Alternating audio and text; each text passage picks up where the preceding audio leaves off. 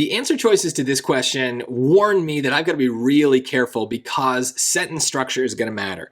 There's no like obvious answer that's right or wrong here. Whether we use a comma or not has to do with interruptions and breaks in the sentence. We also can have an and without a comma sometimes, and with a comma usually means that we have two sentences that we're combining. So there's a lot of possibilities here, but regardless, anytime I see punctuation, I know that I need to think about sentence structure, especially when commas are involved, or in the case of choices A and B, the conjunction and. So let's take a look. Let's think about the sentence as we build it. Julia Alvarez's 1994 novel, In the Time of the Butterflies, a fictionalized account of the lives of the Mirabal sisters, can serve as a starting point for those wanting to explore how the rule of dictator Rafael Trujillo has been represented in Dominican American literature. So notice, I kind of read C and D because in the moment, it felt weird to put the word and in there. So like I kind of made that quick decision. That's probably C or D, and it sounds good, but let's see if we can prove it why. So I do see a comma here right after butterflies. Now what is that doing? Well, that is telling me that I am kind of describing, it's in a positive, describing the butterflies, right? So Julia Alvarez's 1994 novel, In the Time of the Butterflies. What is that? It's a fictionalized account of the lives of the Mirabal sisters. So this part here, let me highlight it, is going to be an extra part. Let's skip to C here.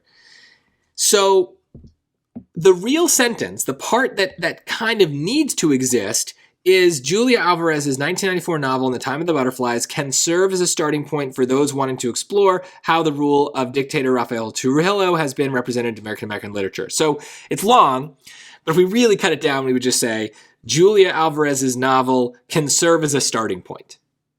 Period, right? That's a sentence. It has a subject, the novel, and it has a verb, can serve, and there you go, conclusion. So this other piece is kind of in a positive. It is throwing in there this extra clause, and so that's why we started with a comma. This is kind of like we have the definition after the term. The term here is In the Time of the Butterflies. And so this pink part is serving as the definition. And if you've seen my lesson on appositives, the way it usually goes is if the term comes before the definition, we put the definition in commas before we return the rest of the sentence.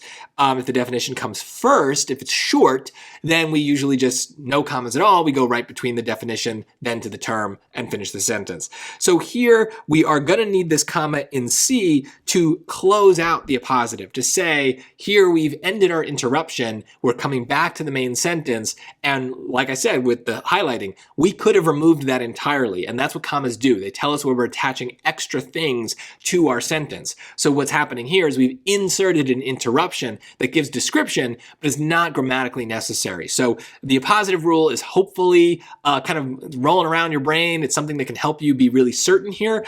But I do think if we just understand how commas work, we can kind of just see this as an interruption that needs to be closed out. But the reason we don't need an and is there's no list here, and it's not two sentences. It's one sentence that's getting interrupted. And so that's why we don't need the and hopefully you can just hear that. But yeah, it's better to know the rules so that we can prove our answers on grammar instead of just feeling it out. It's better to know and be confident.